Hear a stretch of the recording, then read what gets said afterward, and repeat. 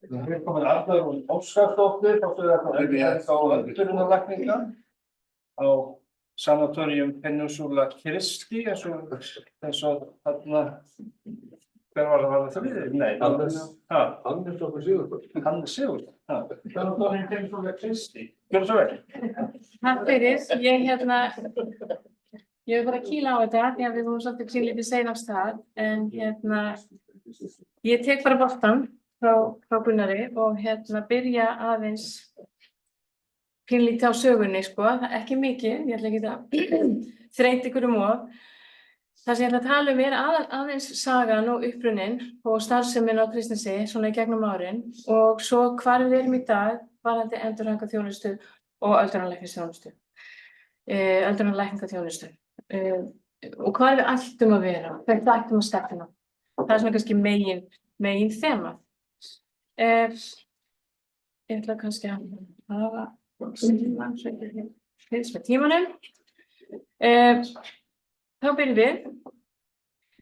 Afmælisdagurinn er alltaf 1. nóvember á hverju ári. 1927 var hælið vígt og án þess að segja mikið meira þetta, þá vildi ég bara benda ykkur á, spóla bara hraðspóla aðeins, næstu í 50 ár, til 1976, þegar var ákveðið að Kristnes hæli yrði rekið sem hjúkrunar- og endurhæfingarspítali.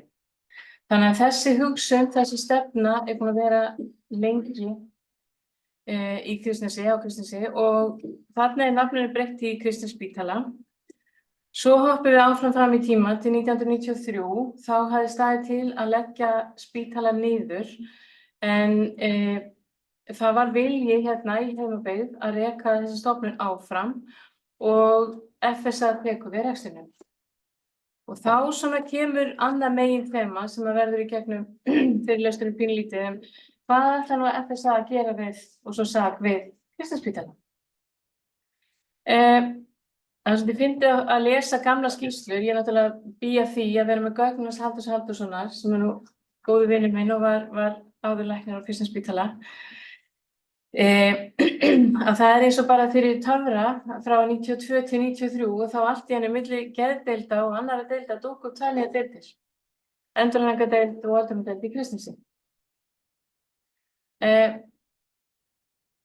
Síðan gerast hlutirnir frekar hratt. Halldór hafði þá hugsjón að koma á fót öldrunarlækningadeild og reka þarna tvær deildir og það var hafin í rauninni endurhæfingarstarfsemi þarna. En árið, 1. október 1995, þá er opnuð lítil öldrunarlækningadeild í 8 plássum og ráði starfsfólk þverfaglegt til að sinna þjónustu á þessari deild og hún er rekin þarna samhliða endurhæfingardeildinni. Og þá er gaman aftur að glugga ég á eins og einhver svona gömul kona, kannski já, miðaldra kona minnstakosti, því ég fann að lesa áskýrslur og maður sér þarna texta frá árið 1996 að stefnan er sú að hætta að taka við hjúkrunarsjúklingum til varanlegrar vistar og nýta þau pláss sem losna við fráfall hjúkrunarsjúklinga til virkrar öldrunarlækningaþjónustu. Það er að segja að við erum að stefna því að hafa deild sem tekur við sjúklingum, stefnir að því að útskrifa þá, við erum ekki að fara að reka hérna hjúkrunarheimili. Þetta er náttúrulega ennþá aðeins fyrir minn tíma á sak og Það gerist 99 að hjúkrunardeildin Sel, hún sett undir öldrunarlækningarnar og flutt úr umsjón lyflækningadeildar yfir á öldrunarlæknadeild og yfirlæknir verður Halldór. Og svo gerist eitthvað, það sem sagt á því ári þá flytja svokallaðir B-deildarsjúklingar sem voru í rauninni hjúkrunarsjúklingar sem lágu inn á sjúkrahúsinu og komist hvorki lönd né strönd, að þeir voru fluttir annars vegar á Kristnesspítala eða hjúkrunardeildina Sel. Og maður verður nú að segja að þetta nú svona kannski var nú jákvæð ráðstöfun. Og ég veit það bara, eftir fyrstu heimildum eða bara fólki sem að koma að því máli, að það var vel að þessu staði. Það var að tala við fólkið og aðstandendur og þeir fengu með sig að velja hvort að vilt þú nú fara í Kristnes sem að hefði nú þessa berkla tengingu í hugum margra eða á hjúkrunardeildina Sel. Áfram með smjörið. Þegar við erum 70, 97, þá skrifaði Halldór grein og þarna þráðurinn, þarna eitt þemað og ég ætla bara að byrja ykkur að taka eftir hvað var verið að sinna mörgum á þessum tíma, fyrir 27 árum síðan. 18-20 sjúklingar að jafnaði á endurhæfingadeild og svo 10 einstaklingar sem hún aðeins að stækka, öldrunarlæknadeildin, og 12 hjúkrunarsjúklingar. En smám saman verður öldrunarlækningaplássum fjölgað á kostnað hjúkrunarplássa. Alltaf þessi hugsun. Síðan smá mokagrein frá árinu 96, frá 2005, þegar öldrunarlæknadeildin átti 10 ára afmæli, að þá hafa í rauninni sjúklingar ekki innritast í framboð á deildina í áratug og langflestir þeirra útskrifast til síns heima. En svo, eins og líka eðlilegt á svona deild. Við vitum ekki alltaf, kraftaverkin gerast á hverjum degi hjá okkur, við viljum bara segja það, en það samt þannig að stundum kemst fólk auðvitað ekki heim þrátt fyrir langtíma endurhæfingu. Og það líka þannig að fólk það stundum endurhæfingu, þverfaglega endurhæfingu á sjúkrahúsi, jafnvel þó það sé vita frá byrjun. Vandinn getur verið þess eðlis, það þarf að fá endurhæfingu til að ná sem bestri færni. Svo kom babb í bátið, ég spóla svolítið hratt, sko. Það kom efnahagshrun. Og hvað gera menn þá? Jú, til að bregðast við fjárhagsvanda ársins var ákveðið að hætta rekstri hjúkrunardeildar í Seli og flytja íbúa þangað á Kristnesspítala. Þetta var nú enginn beint spurður. Og þá á ég sérstaklega kannski við vistmenn, íbúa, heimilismenn í Seli. Einnig var ákveðið að sameina rekstur dagdeildar og göngudeildar geðdeildar, en sameinu starfsemi þeirra mun hefja síðar á árinu í endurbættu húsnæði Sels. Þetta voru náttúrulega góð tíðindi og þau tíðindi sem að sjúkrahúsið kaus að eyða meiri texta í ársskýrslu næsta og svo eftir. Og ég skil það því auðvitað þurfti náttúrulega geðdeildin að fá gott húsnæði. En það ágætt að muna eftir því að tengigangurinn sem var svo mikið lyftistöng fyrir þá sem að unnu og bjuggu í Seli á sínum tíma og hefði verið býsna gott í dag að hafa eitthvað í tengslu við aldraða og þjónustu við aldraða, var reistur fyrir fé frá framkvæmdasjóði aldraða. Og það var bara áratug áður. Þannig að þetta var alltaf hugsunin að þarna yrði öldrunarlækningaþjónusta í Seli. Og áfram kannski svona pínu í þessum dúr að þessi ráðstöfun hafði gríðar mikil áhrif og mér svona sjálfur, ég var svolítið tíðrætt það fyrsta árið og eftir, áhrifin á íbúana, áhrifin á aðstandendur sem að allt í einu þurfti að fara í Sel í heimsókn til síns fólks, Kristnes og margir hverjir voru ekki með bílpróf. Þannig að þetta var sársaukafullt fyrir alla og gleymdu starfsfólki sem missti vinnuna. En svo þema í þessum fyrirlestri og það sem ég vildi segja að þarna var endurhæfingarþjónusta á sjúkrahúsinu á Akureyri minnkuð um fjórðung með einu pennastriki. Og það tók mörg ár að ná dampi eftir þetta. En vissulega, ég vil bara vera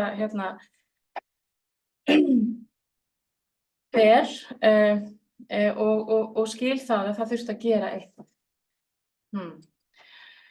En var hagrætt. Þetta man ég vel, þetta var pjúra fjárhagsleg ráðstöfun, það var lokað á endurhæfingardeildinni helgar og það spurðist þarna kannski 20 milljónir á ári, það alveg eitthvað.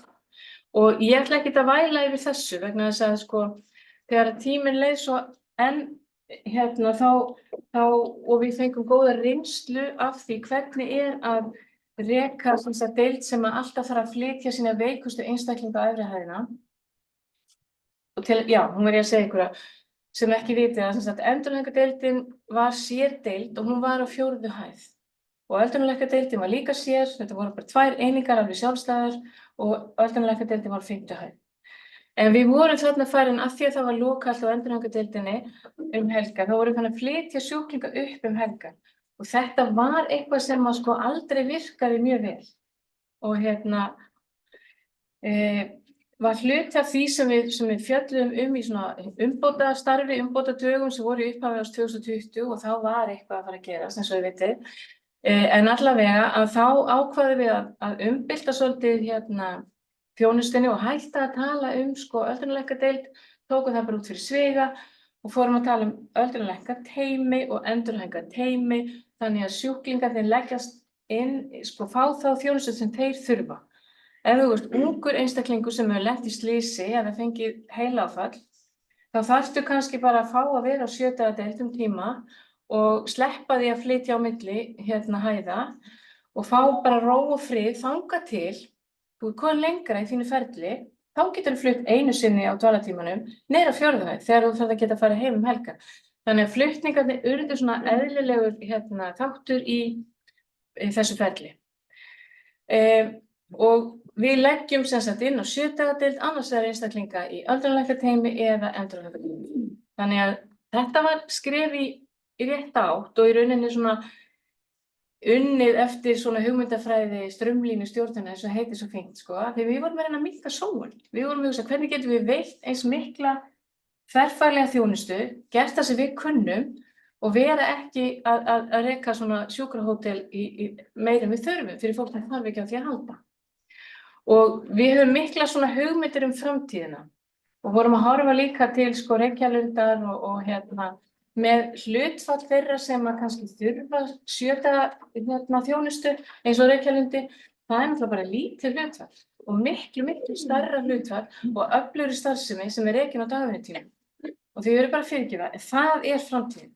Stundum erfitt að sannfæra stjórnendur á sak það að við eigum ekki að hafa opið fyrir mjög stóran hóp af fólki sem í rauninni þarf fyrst og fremst hjúkrunarþjónustu.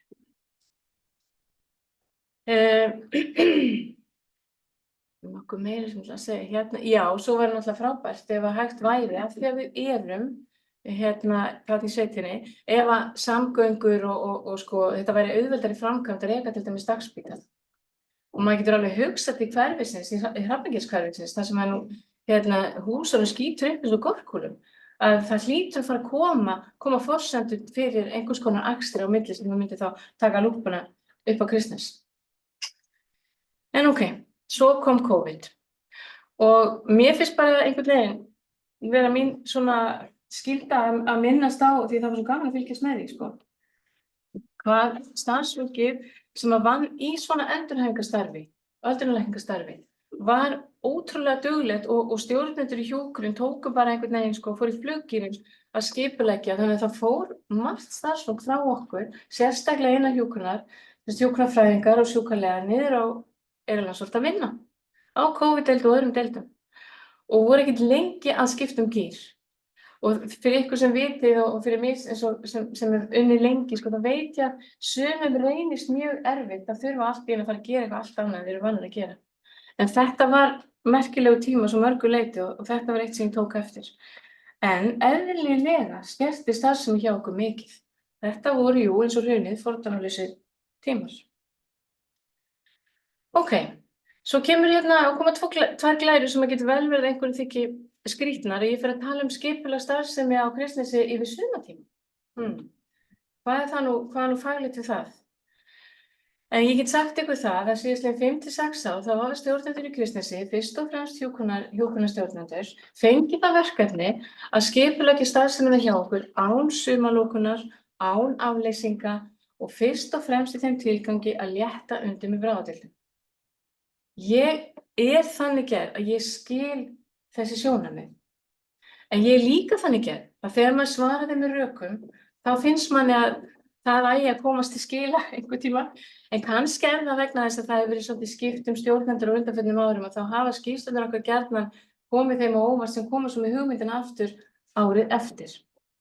Við drögum fram gamlar skýrslur en svo bara erum við alveg cool yfir því að skrifa nýja. Og þetta ekki bara við, það hafa líka verið deildarstjórar á öðrum deildum sem hafa gert svona skýrslur fyrir okkur, svo við séum ekki að svindla. Það hefur alltaf komið í ljós að þetta ekki framkvæmanlegt og þegar þarna komið, svona kannski 2022, þá ég orðin eins og Elísabet drottning og bara 2022 var bara mitt annars horribilis, eins og hennar eitthvað annað ár.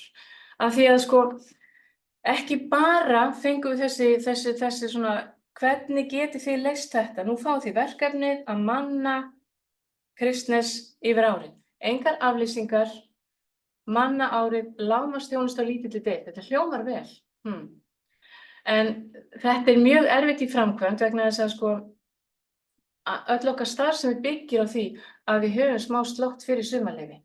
Annars ekki hægt að keyra endurhæfingarþjónustuna. Og ég setti þetta að ég bara fyrirgefa, ég þarf að koma sér frá mér. Þetta var Araglæru.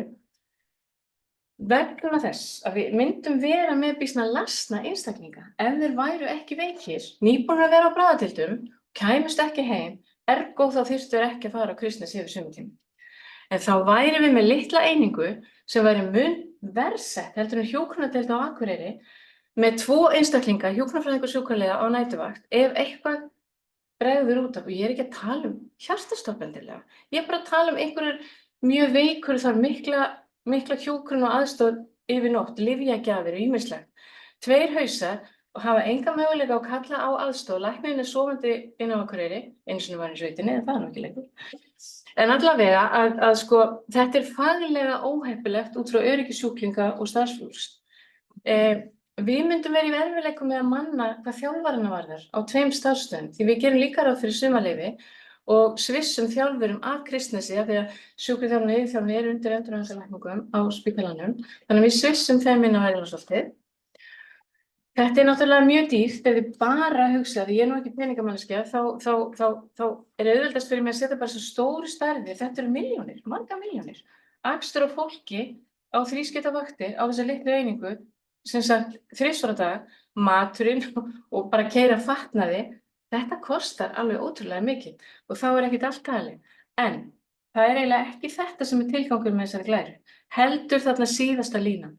Að með því að ef þú tekur starfsemi sem alveg, hangir á horriminni og það engar aflýsingar og hún á að dreifa sér til þess að halda opnu, þá skerðist það sem við erum best í, starfsemi sem við kunnum, yfir marga mánuði. Það það sem að skýrslunar okkar hafa nú alltaf Og þarna 2022, þegar við erum að koma út úr COVID og við erum svolítið bara í starthólunum að reyna að byrja að vinna eins og við erum vön að gera af krafti með þessa hugmyndafræði til að minnka sóun algjörlega í bakpokanum, nei þá koma frekari orдрur skerðingu. Og þetta ár var alveg ofboðslega erfitt að því leyti. Við fengum ekki að opna 5-daga-deildina í byrjun árs, við fengum að opna hann í mánuði, 4 vikur vor og síðan ekki fyrir en síðsumars. Þannig að þetta ár var það ömurlegasta hvað starfsemina varðar frá upphafi. Það gerði það að verkum og við ákváðum að fyrst að vera faglegri í samtali við framkvæmdastjórn. Settum að fót teymi, það var þarfælegt eins og ég get ímyndað ykkur og var fyrst og fremst samansett af starfsfólki sem var vinur í endurhæfingunni, ekki starfsfólki úr öldrunarlækningum nema þá kannski stjórnendum. Og skýrslan sagði frá því hvað þessi starfsemi að framleiða. Við erum að búa til úrræði, sem sagt keyra úrræði fyrir fólk með langvinna verki, fyrir fólk í ofþyngd, fyrir fólk með langvinna lungnasjúkdóma og fyrir fólk með krabbamein. Það þessi starfsemi sem bara skorin niður þegar 5-daga-deildin lokar. Þetta ekki tímanna tákn að gera það. Við höfum unnið líka til þess að vinna gegn sóun, sérstaklega fólk til dæmis í endurhæfingarteyminu varðandi meðferð beiðna. Taka beiðnirnar, lesa þær og eyða tíma í að sortera þær almennilega. Þannig að biðlistinn sé lifandi plagg. Það fer bara enginn á biðlistan nema hann sé í þörf fyrir þverfaglega endurhæfingarþjónustu á sjúkrahúsi. Það er svolítið lúxus. Það væri ekki gott. Við verðum ekki að standa okkur ef að fólk væri mikið að koma í endurhæfingu sem getur nýtt þjónustuna utan stofnunar. Ef að það er vafi sem að oft getur verið, beiðnir eins og við vitum eru misgóðar og þá fólk kalla á göngudeild og farið yfir málin. Yfirleitt að það er læknir. Það var að byrja með að hafa lækna hjúkrunarfræðing en við straumlínulögum það svolítið, þannig að það eru lækna núna. Og beiðnum er vísað frá, eða fólki, til dæmis eftir göngudeildarheimsókn, vísað í önnur úrræði. Eða það kemur í ljós í því samtali að fólk ekki tilbúið, það ekki að fara að nýta sér þetta úrræði. Og þá erum við ekki að fara að eyða resursum í það. Svo þarna með bláu stöfunum upptökusvæðið og ég vil bara sérstaklega benda á það vegna þess að þetta okkar raunveruleiki. Tilvísunum með óskum endurhæfingu á Reykjalundi eða Grensás, þeim konsekvent vísað frá vegna þess að við erum það sem við erum og eigum að gegna því hlutverki sem við eigum að gegna.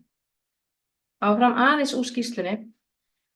Sem dæmi það sem gerðist eftir COVID, þegar önnur starf sem reyna aðeins að hysja upp sig, að þá erum við alls ekki að standa undir því sem við viljum gera og okkur ætlað hlutverk eins og kemur fram í stöðuskýrslu sem unna starfshóp sem skipaður ráðherra og birt 2021. Kristnes ætti að anna 50 manns í sérhæfðri verkaendurhæfingu á ári. Við vorum ekkert að ná þessu. En hvað gerist svo? Það verður bara eiginlega algjört hrun. Og það bara mín skylda að koma þessu til skila vegna þess að svona getum við ekki haft þetta. Þannig að við fórum og áttum góðan og jákvæðan fund með framkvæmdastjóra 20. febrúar 2023. Það var farið í gegnum þessa skýrslu, Sólveig gerði það mjög vel, það var náttúrulega miklu fleiri glærur og meiri umræður. Megin ástæða fyrir því að við höfum ekki verið geta keyrt áfram sparnaður, sífelld safnaða krafa umfram aðrar deildir á sjúkrahúsinu á þessa starfsemi vegna manneklu sem líka hefur verið vandamál hjá okkur alveg eins og öllum öðrum deildum og áherslu breytinga framkvæmdastjórnar að við ættum að sinna fólki sem þyrfti öldrunarlæknis þjónustu á öldrunarlæknadeild án þess að það hefði þörf fyrir endurhæfingu. Þetta fatalt vegna þess að eftirspurn eftir þjónustu okkar varðandi einstaklingar sem þurfa endurhæfingu mun meira en við getum sinnt. Þannig að með því að taka þá fram yfir sem að þurfa að koma í biðpláss erum við að bregðast hlutverki okkar.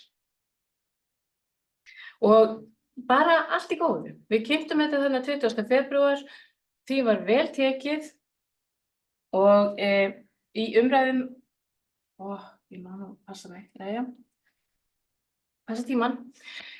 Í umræðunum að þá náttúrulega bara lýsti starfsfólk eins og ég að gera núna, bara áhyggjum af framtíðinni og hvatti til þess að starfsemin yrði efld, en fyrst og fremst, og það það sem að ég vil eiginlega að við takjum með ykkur á þessari glæru, við vildum fá samtal, vildum bara, hvað viljið þið?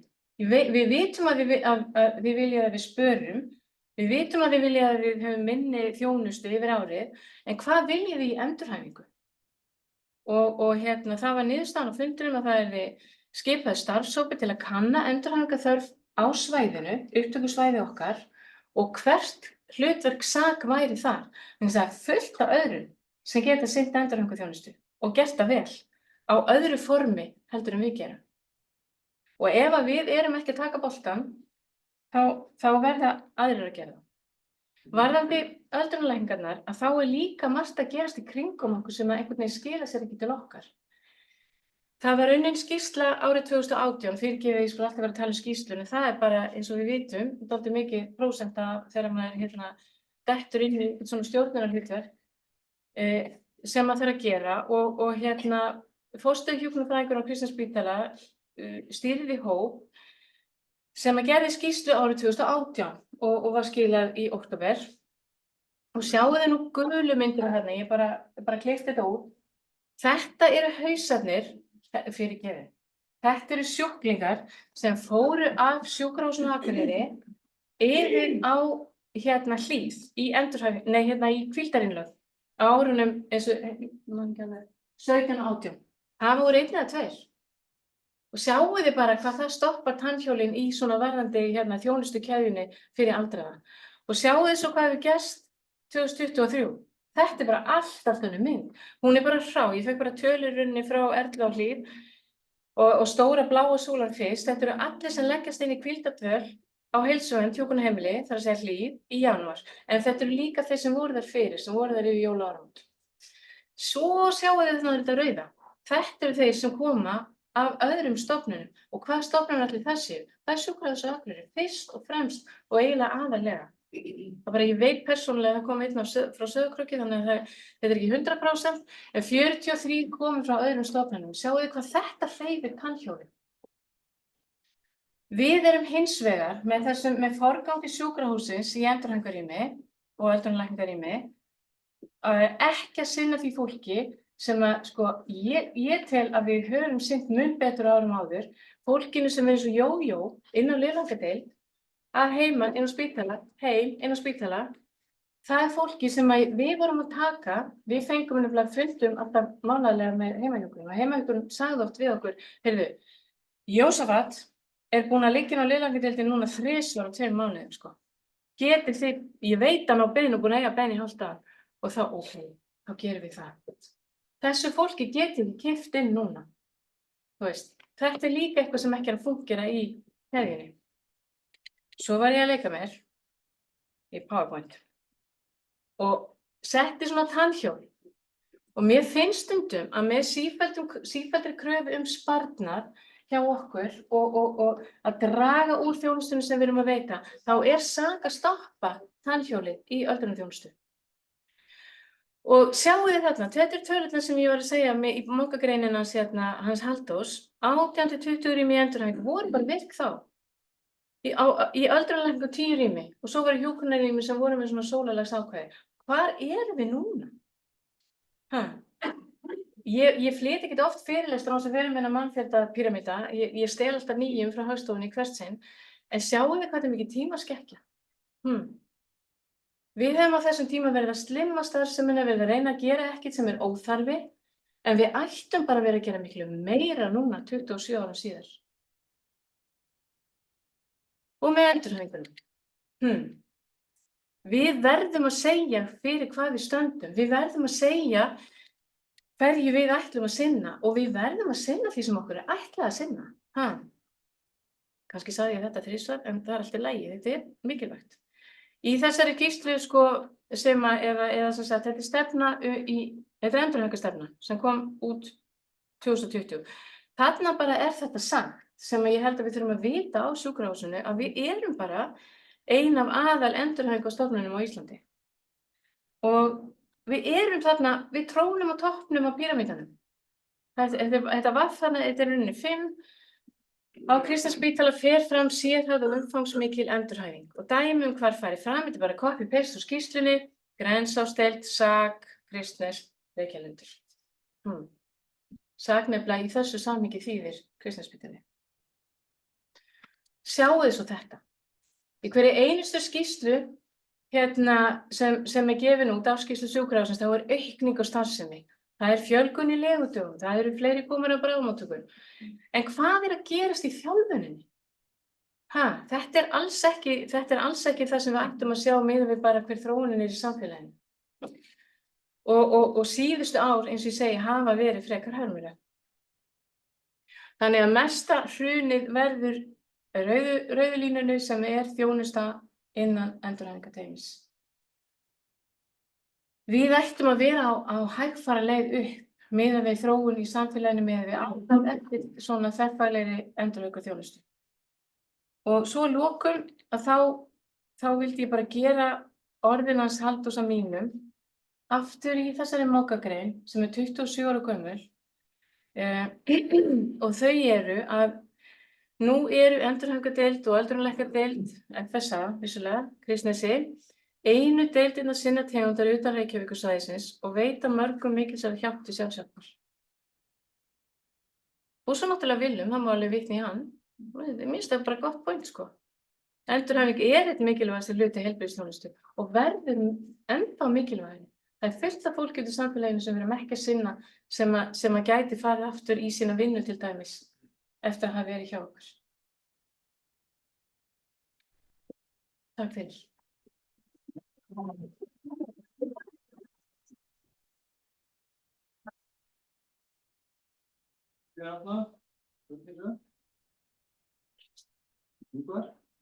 Þú sýndir hann í gær, þú samfærandi að það minnkandi notkun á sjúklingaþjálfun frá stofnunum hér. Endurhæfingardeildinni, etc. Af hverju þessi minnkun ástæðan svo að fólk sé sendt í ambulante sjúklingaþjálfun hér sem náttúrulega mikið harmað á áfyrirri, af því að það erfitt að koma fólki inn á endurhæfingardeildina. Það mjög erfitt að koma fólki inn á endurhæfingardeildina og það undanfarið sérstaklega 2 ár þegar þetta hrun hefur orðið, þá erum við svona í markvissri forgangsröðun og við höfum náð í rauninni, eins og ég sit alltaf einu sinni í viku útskriftarfund á Teams. Teams nú eitt af því fáa sem var gott sem kom út úr COVID, en Teams frábært. Þannig að ég næ að sitja á 20-30 mínútna fundi með heimahjúkrun, með deildarstjórum á bráðadeildum og með í rauninni það með mér hvað kapasitet við höfum innan öldrunarlækninga og endurhæfingunni með fósturhjúkrunarfræðingi á Kristnesspítala og svo bara forgangsröðum við saman. Og yfirleitt ég á hverjum einasta fundi þá tek ég Polljónana með mér því að það er alltaf það er hérna Jósafat og hann er nú svona og ég sé það nú alveg að hann breytir nú ekki miklu þó að hann kom í endurhæfingu en eru þið nokkuð að fara að taka? Og þá segi ég náttúrulega ekki nei, ég er ekki að fara í Jósafat. Þetta ég segi, er ekki 5 sem að þyrftu endurhæfingu hjá ykkur? Hver er fyrst og fremst í þörf fyrir að fá endurhæfingu? Maður getur hugsað hluti eins og til dæmis hvað ef tengigangurinn hefði nú fengið að halda sér í þjónustu við aldraða og við værum ennþá með húsnæði í Seli og það væri lyflækningadeild sem að gæti sinnt bráðum lyflækningum og öflug deild sem væri bráða endurhæfingu á öldrunardeild í tengslu við sjúkrahúsið í dag. Þetta gæti verið næstu jafn stórar deildir. Við gætum sinnt fleirum og því ég held að sé fullt af fólki á skurðlækningadeildinni og lyflækningadeildinni sem við erum ekki að taka og getum ekki sinnt vegna smæðar sem við ættum í rauninni fullt erindi að þjónusta. Ég veit ekki hvort það svara spurningunni, en það aðgengi hjá okkur ekki eins gott og það þyrfti að vera. Og ég held, kannski til að líka svara þess aðeins, að það við hvetjum eindregið til þess að ef að fólki dugar ambulant sjúkraþjálfun eftir til dæmis skelfilegsaðgerðir, þá tökum við ekki business. Og við erum vísum þeim beinum stundum frá. Ef það ekki einhver fjölþættur vandi, ef það ekki þörf á aðkomu til dæmis iðjuþjálfa, ef það bara sjúkraþjálfun sem þörf á, þá þarf fólk ekki að vera inni.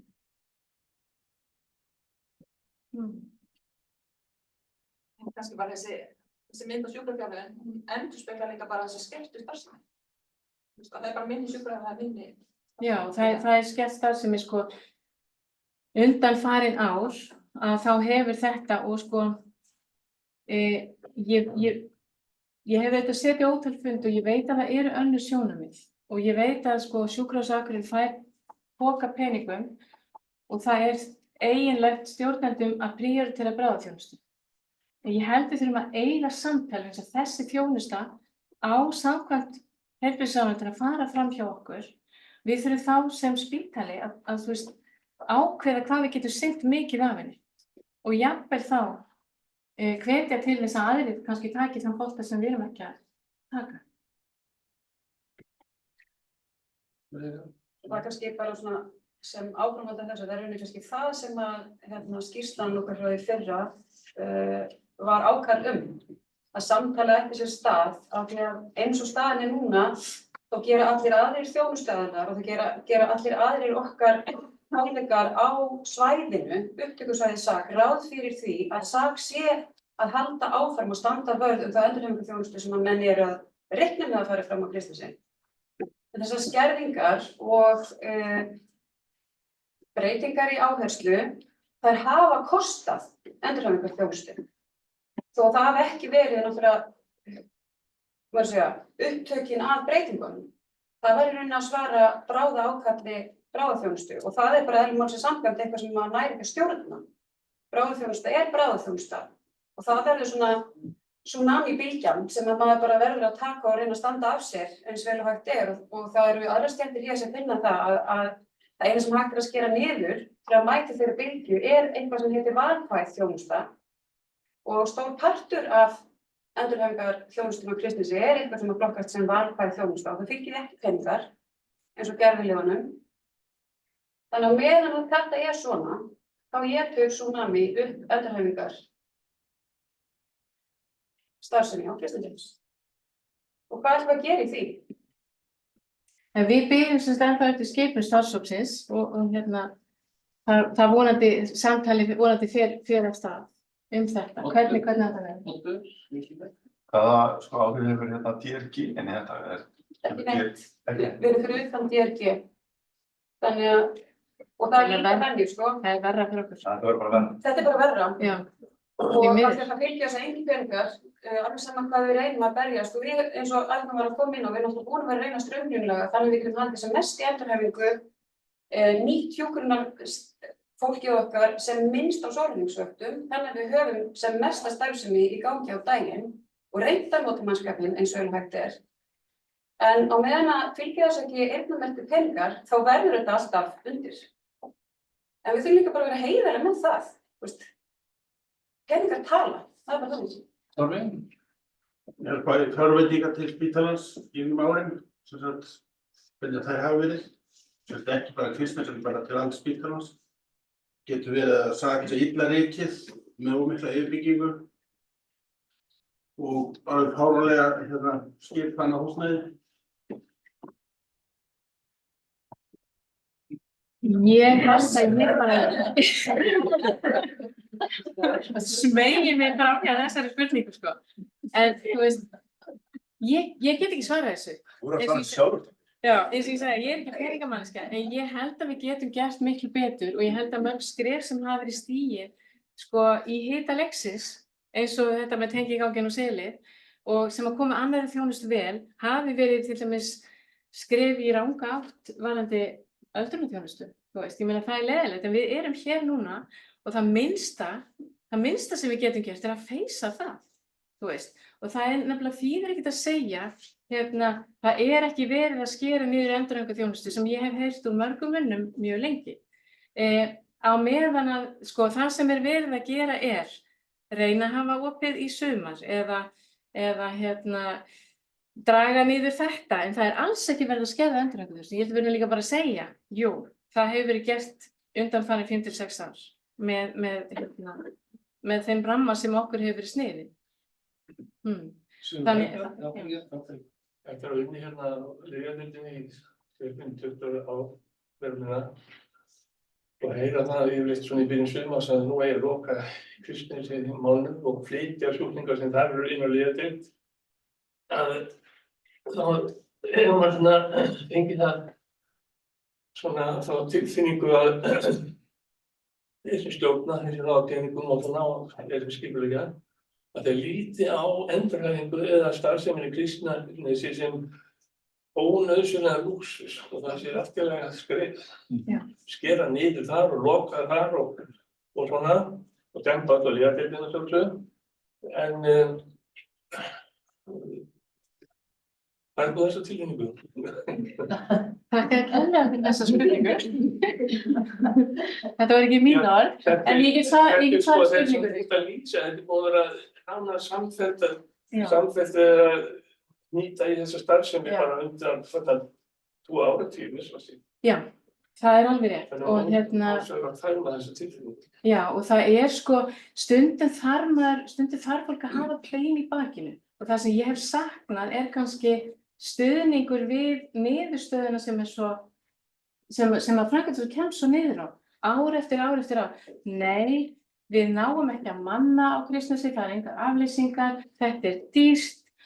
Við munum ekki leysa vandamál sem tengjast því að það eru margir sem ekki komast til síns heima eða komast út af bráðadeildunum með því að opið í Kristnesi vegna þess, þegar við lókum, þú veist, ef við sem sagt í opnunartímabilinu, segjum þessi opið, þegar það væri opið, þá fólk þar og við vinnum alltaf massíft öll vor, tölum við Grenilund, tölum við Siglufjörð, vinnum með fjölskyldum því fólk ekki alltaf ánægt, fáum velvild á Hlíð, Skagaströnd, Dalbæ, fólk fer frá okkur þangað og sko mörg sumur í röð, þá enginn eða einn, jafnvel 2 komin á leiðangardeildina. Þetta myndi ekki vera svona ef það væri opið. Vegna þess að ég myndi aldrei leggja það á einhvern 95 ára gamlan, eða jafnvel yngri, að fara á Skagaströnd í 3 vikur með hættu á óráði og ýmsu á meðan að við værum að hafa opið fyrir sjúklinga á sjúkrahúsinu. Þannig að það er svona framkvæmdin sem ekki hugsuð til enda. Þannig að það ekki margir að koma á bráðadeildirnar á sumrin, en þetta þýðir að við náttúrulega erum að skerða í aðdraganda lokunartímabilsins þegar við erum að vinna þessa hluti. Náum ekki að taka fólk sem við getum ekki komið áfram heim til sín í endurhæfingu síðustu kannski 1-2 vikurnar. En ég hef saknað stuðnings og svona frá stjórnendum bara að segja eins og við bráðadeildina. Þetta við til dæmis lokunin á Kristnes hefur aldrei haft áhrif á, ég tala nú bara fyrir okkar litla læknahóp, hvernig við tökum sérfræði. Lokunin bara svona, ætlaðu út, þá bara að breyta því. Ég meina við höfum alltaf tekið tillit og hefur ekkert alltaf langað þetta í sumri á þessum tíma.